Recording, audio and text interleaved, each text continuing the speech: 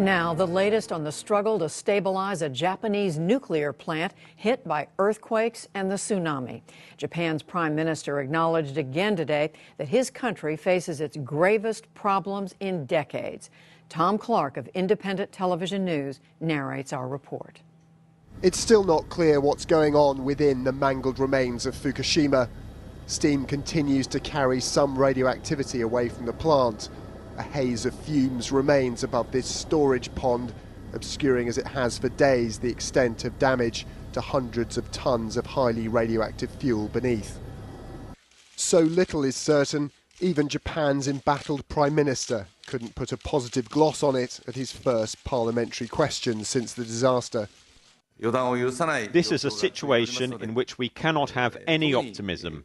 We continue to deal with the situation with the utmost alertness. There are new details about the extent of contamination at the plant, particularly highly radioactive water beneath the reactors.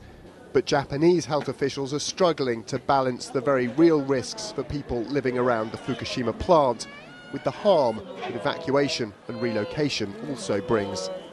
My biggest concern is whether I'll be able to go back home or not, and if I go back home, whether I'll be able to return to my life. I'm also worried about the stresses my family and evacuees close to me are going through. Given the levels of radiation, this kind of anxiety could be more harmful than the fallout. Here in Yamamoto, 1,000 people are thought to have died. Japan is being forced by sheer numbers to break with the tradition of cremation and bury its tsunami dead in mass graves.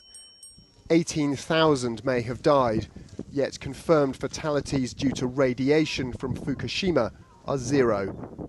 Even though it still dominates the headlines in Japan and abroad, the nuclear crisis here bears no relation to the enormity of the humanitarian one.